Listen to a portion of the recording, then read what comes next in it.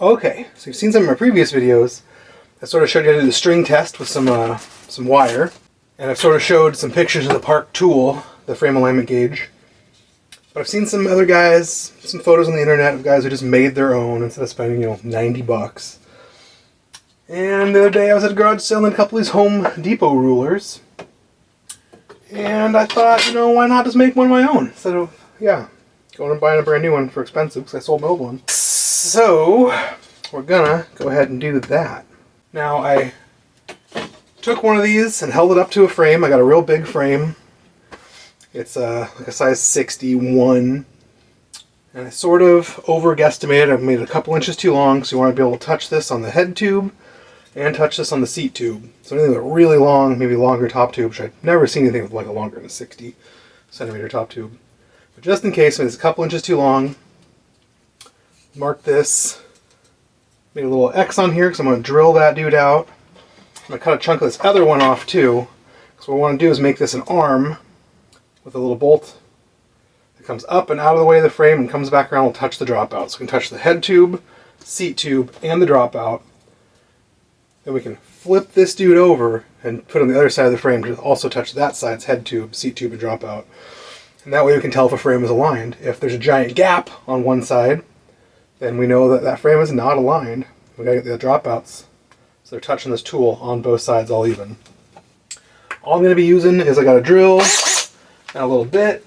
I just sized the bit to the bolts I'm using. So the first thing I'm gonna do is cut this dude. I'm using a vise. You can use old C-clamps, like this style guy, or whatever, and clamp stuff onto tables or work surfaces. I clamp stuff onto the side of my truck bed.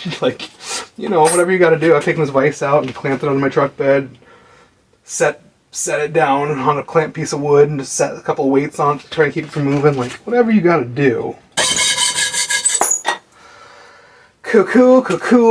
I know that I want it to be longer than this. I'm not really sure how much, so I'm just going to go ahead and cut myself. Should I do another piece of equal size just to make my little brain happy? Probably. And if it's too short, who cares? I got a whole bunch more of this. And I really think I've seen these at Home Depot for 99 cents or $1.99 or, whatever.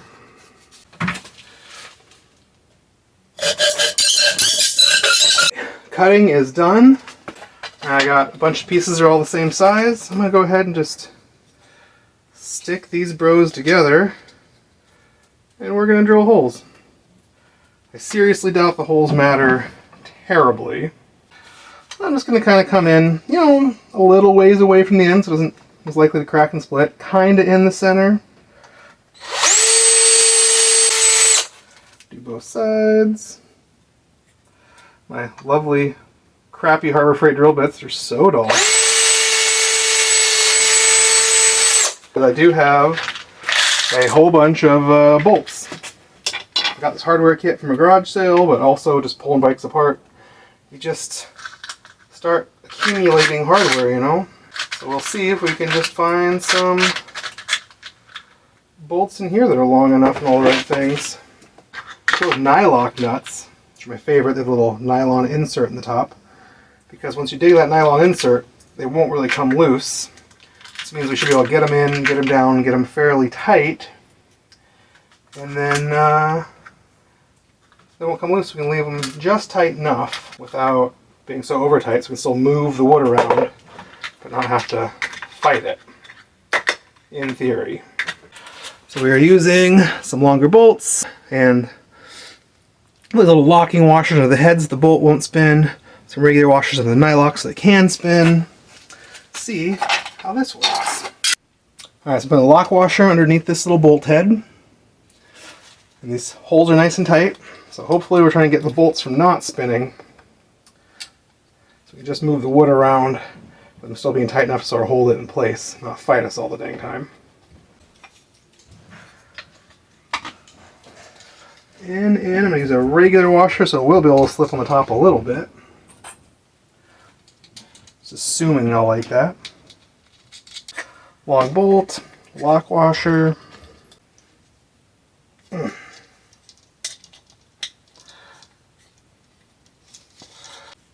Regular washer, lock nut.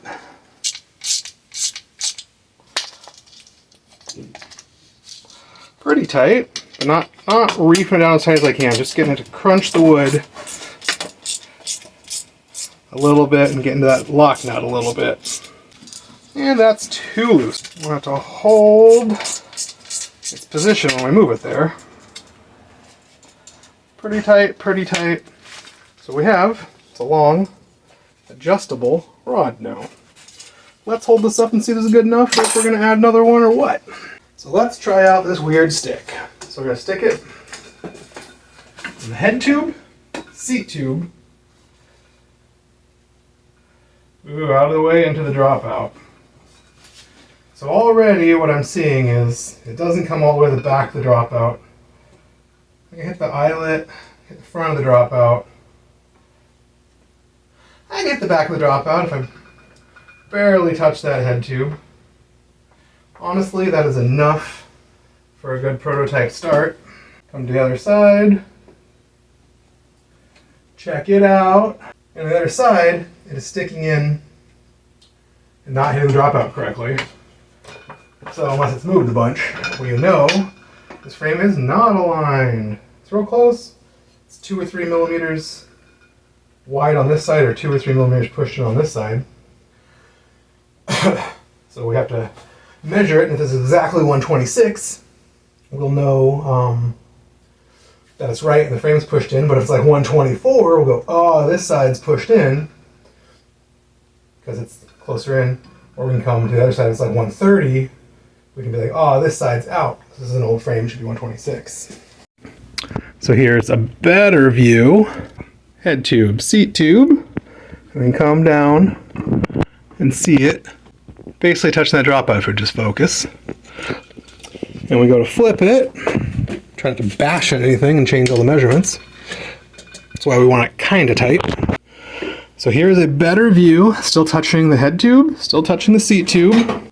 We come to the dropout, and you can see it's pushed in several millimeters. The other side it barely touches, this side it's overlapping the dropout. So that means these dropouts are not aligned. I like to use a measuring tape or a ruler of some sort and really come look. I like to look at exactly where it's sitting on this dropout. And even though it won't focus. So it's a 120/4, and this frame is probably supposed to be 126. So honestly, we could just give this one a little push and bring it out so they're both even on the frame, and that'd probably make it 126, only 2 millimeters off. If it was the other way around, you measure this side and it touches, measure this side and there's a gap, that means we could probably pull this side out a couple millimeters to make it even. You can do whatever you want as long as the gap is the same on all sides. Touching the head tube, touching the seat tube, touching the dropout, both sides the same. So either push one side in or pull one side out to make it the spacing you want and even on both sides. So I often respace old frames to 130. So with this, since this one was pushed in and it's like 124, probably push it out the 2, 3, 4 millimeters and probably get to 130. Maybe we have to push this one out like a millimeter. And then you have to align the dropouts, the dropout alignment tool. So that's a whole other step. But this thing, you know, it's 124, 125. Some old French stuff was 124. Most likely when I put anything in here, would put some vintage 126 wheels in, or most likely some modern 130. So the 126, I might just pull this side a little bit, the 130, I pull them both a little bit and just remeasure, pull them both a little bit, remeasure. Double check with a stick. 2 tricks to aligning frames are they both have inside dimples, but this one has an outside dimple. These dimples make the frame weaker, so this side is going to move more, no matter what you do. So I'll try not to bend this side. I'll be gentle with it. If I wanted this to be a couple millimeters wider, I'd probably hold this side and push this side. It's kind of a crappy, cheap old frame. Most of them really are. So if I did that, the side I push is the one that's going to move. If I want this one to move to the opposite, I'd hold this side and push this side. You'd be shocked how little force it actually takes to move a frame most times. I know guys do 2x4 tricks to try and move the frame, all this stuff, and have kinked frames and bent frames, and you need 2 guys to hold it. It's a big nightmare. Really, if you're not noodle armed, you can really push most bikes. There's some bikes like a Fuji S10S from the 80s. I've had those on a frame alignment table with me and another guy with all of our body weight on it. We couldn't get that thing to respace. It took 20-30 minutes trying over and over and over again to get it to bend at all. So some frames are impossible, but we have a kid used to come to my old shop and he came and bought some wheels off me the other day, and he wants to respace his old 80s mountain bike frame. I think it's 126, and all 90s and modern mountain bike wheels are 135. So we're gonna go ahead and try and bend it out a little bit. So we'll be here in a minute. Okay, so this bike got brought in, and he's hanging out right here. He's gonna be asking questions probably, saying hi. Hi. And I sold him some nice old mountain bike wheels off the project bike, and we're gonna try and respace this thing to 135. We're also gonna adjust the brakes, switch the pads out for the narrower rims.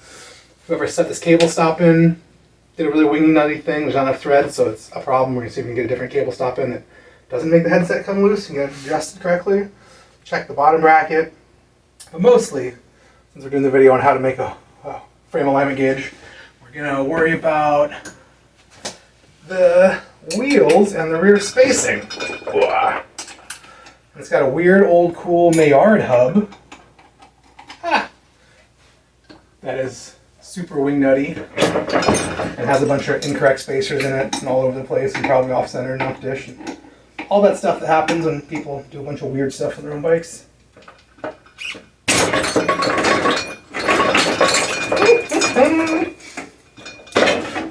Okay, so the first thing we're gonna do is measure the rear dropouts, see where they're sitting.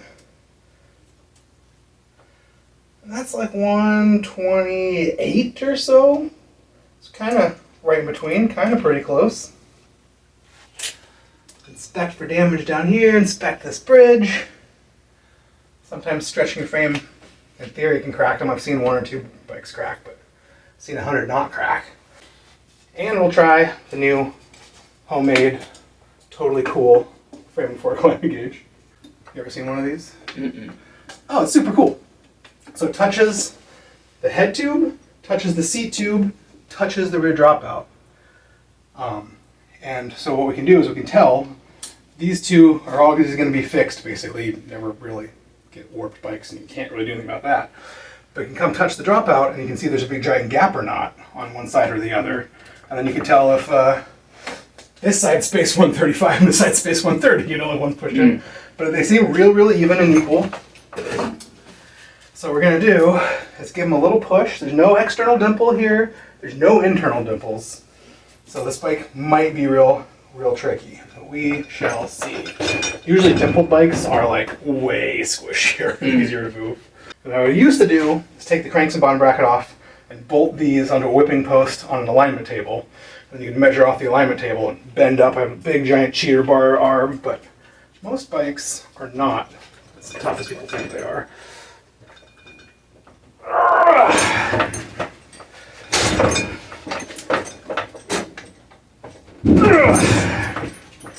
Most bikes. Well, we're now at like 131. It's come out a little bit. Just gotta get like 5 more, right? If we measure those at 135. Let's double check the hub just to make sure and be safe. So this is the wheel I sold them, and it's fancy new tires. Measuring outside lock nut to outside lock nut, and then transferring this to, whatever. No, 135, on the money. Let's check this again and see which one of these moved, if not both of them. This one definitely moved a little bit. I opened it up just a couple of millimeters. And this one moved a little bit too. They both moved the same amount and it's still equal. So just gotta do a couple more millimeters. Usually, even though it doesn't seem like this way it works, whatever side you hold usually doesn't move, whatever side you're pushing on usually does, which is magic, 'cause it's the way I want it to be. So I used to think they'd both just do whatever they wanted.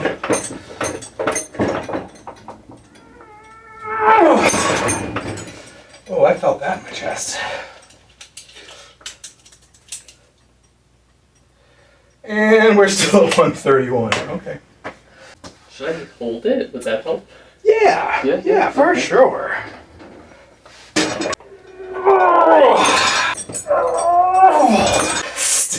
131. I wish I had my frame alignment table. I'm gonna ditch this rear derailleur, and I'm gonna ditch these bolts because I think I'm not pushing hard enough because they hurt at high spots. This tough old bike.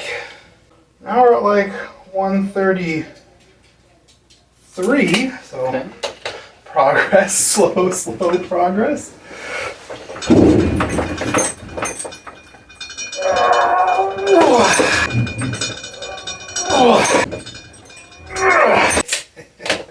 Still 133.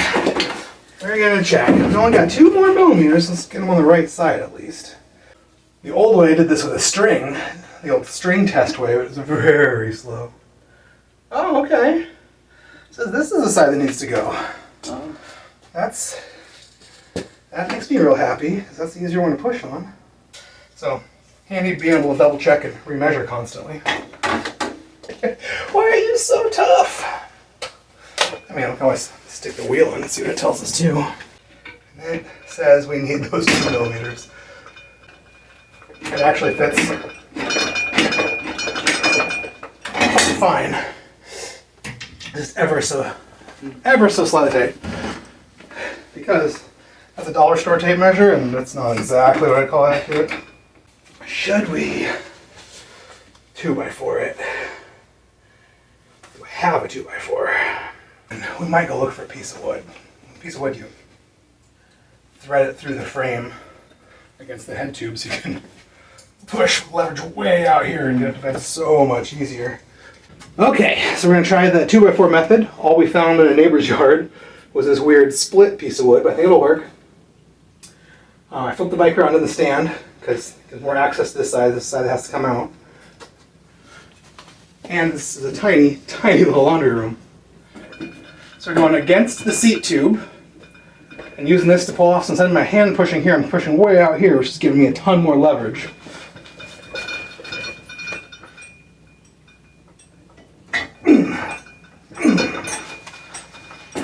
Definitely felt the move, but did it spring back? Or did it set where we want? Oh yeah, it totally moved, no problem. We're a little over 135 now, which is perfect. I always like being a little bit over because it might settle back in a tiny little bit. It makes the wheel really easy to get in and out. And we're going to align the dropouts. So we're going to bring them in a millimeter or 2 when we align them. So that is tight. I'm going to do a final check with our frame alignment gauge to make sure it's reasonable. Because now it's going way out, touching. Like I said before, if this is off a millimeter or 2, you'll never notice. I rode a bike once with a 1/4 inch. The whole rear end was off a 1/4 inch. Oh, I'm measuring that this side's way out. Well, we definitely know it's at least 2 millimeters too far out. Yeah, we're like 36.5, so maybe I'll push this side back in just a little teeny bit. It should go in way easier. Little squeeze and we'll see. Now we're right at 135. Barely took anything because it's trying to get back to where it was while it's cold setting. And pinching things in is always way easier leverage than pulling things out. In the real world, it doesn't matter at all. But let's do it for fun.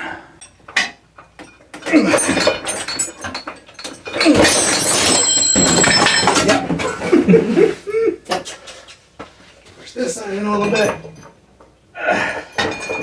Oh yeah, that side moved in way a bunch. Let's do the opposite of what I want. Still off like 3 or 4 millimeters. Which, like I said, will not affect anything. But if we can get it closer. So giant gap over here. So now I pull this side out again. So it just seems like this side moves too easy, and this side is being a bit of a brat. Which is normal, but usually it's because this side has a bunch of dimples, and the other side doesn't. I would like 135 exactly. Any closer at all, I'm going to say it's good enough. We'll put it all together and see if it matters, which it won't. If it does, then we can always fight it some more. I'm going to say it's close enough. It is like impossible to align a frame the 2x4 the wrong way here. So it's definitely over a couple of millimeters on one side or both sides, and this side could be in a millimeter and this side could be out 3. But anything under a 1/4 inch, which is about 6 millimeters, you cannot tell while riding the bike. You can't tell while you're riding the bike hands-free. So I'm gonna guess. Let's set up the wheel and see, because it almost pulled apart in 2 seconds. And you can't really forget this step. I've seen people do it with, you do it with like a big flat adjustable wrench and bend them. And you can put some bolts with some washers and nuts through just to make sure they're aligned. Make sure you bolt those bolts in independently. And make sure they line right up. But this is a dropout alignment tool, and it really works the best for this. So we'll stuff this dude in. I got it set on 135. And this side, the dropout's different, it's shorter, so I'm going to lock this one in first. And I'll try and match it on this side. Often you can go just by, you can see the old axle marks or something. And this one's a little different. These are the VAR tools. I've never seen another set of these in my life. It's my favorite tool ever. Park and a bunch of other companies make them. The Park ones are so overly adjustable, I find them really frustrating. So you can see it bolted in, you can see how out of alignment these are. These should be perfectly smooth and flush with each other. This lip's hanging way down, this one's hanging way up. It's hanging off a little bit in the back. So I'm going to bend and tweak to make these guys match. Sometimes you got to do one, sometimes really you got to do them both, usually. I think I'm going to do this one back too, because there's a big fat gap here, real tight here, and I want the gaps to be even. Still feel a little lip.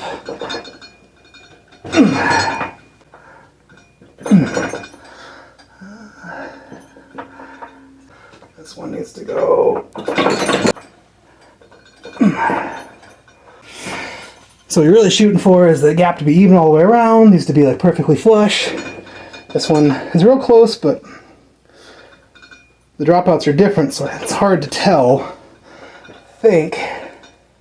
And like a soda can, you don't want to just keep bending it 10, 15, 20 times trying to get it perfect. Get it real close and call it good enough.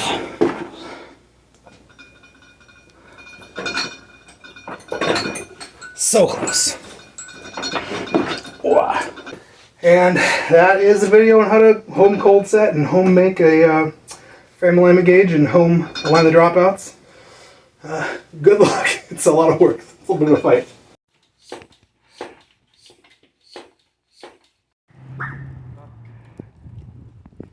Still honking? I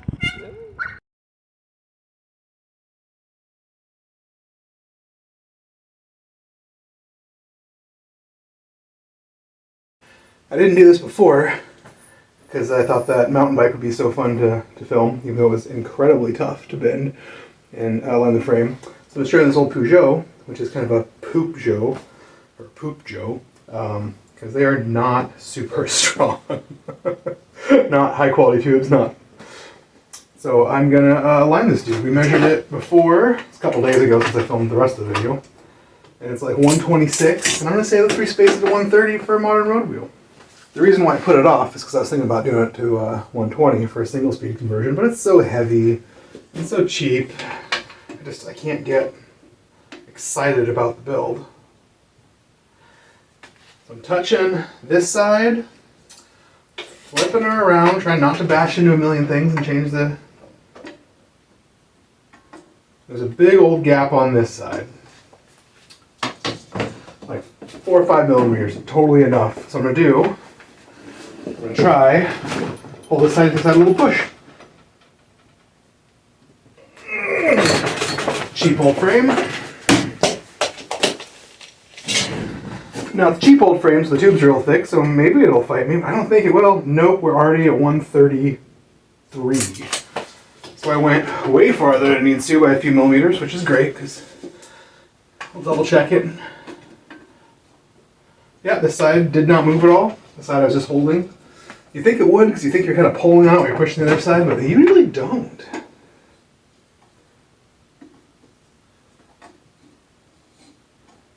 Well, it's touching this side just right now.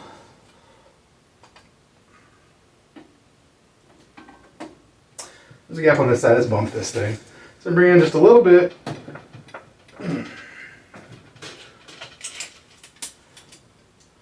131, 131, 132 is perfect. That means it's yeah, the wheels slide in real nice and easy, and give you no problems. And you know, it's a real cheap frame, so it really will pinch down real nice and easy.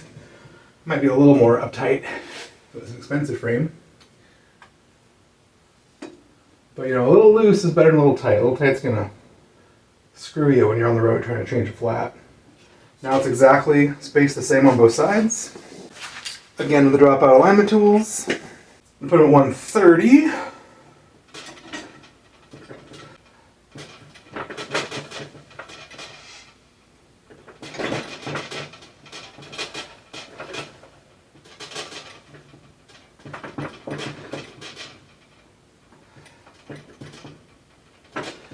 It's a little tricky lining them up. They're sort of biting into the stamped steel crafty dropout and sliding back and forth. We can get a pretty good idea. I'm sort of touching, and they actually look pretty dang good. This one's going to come up a little bit. That one's going to go down just a teeny tiny bit.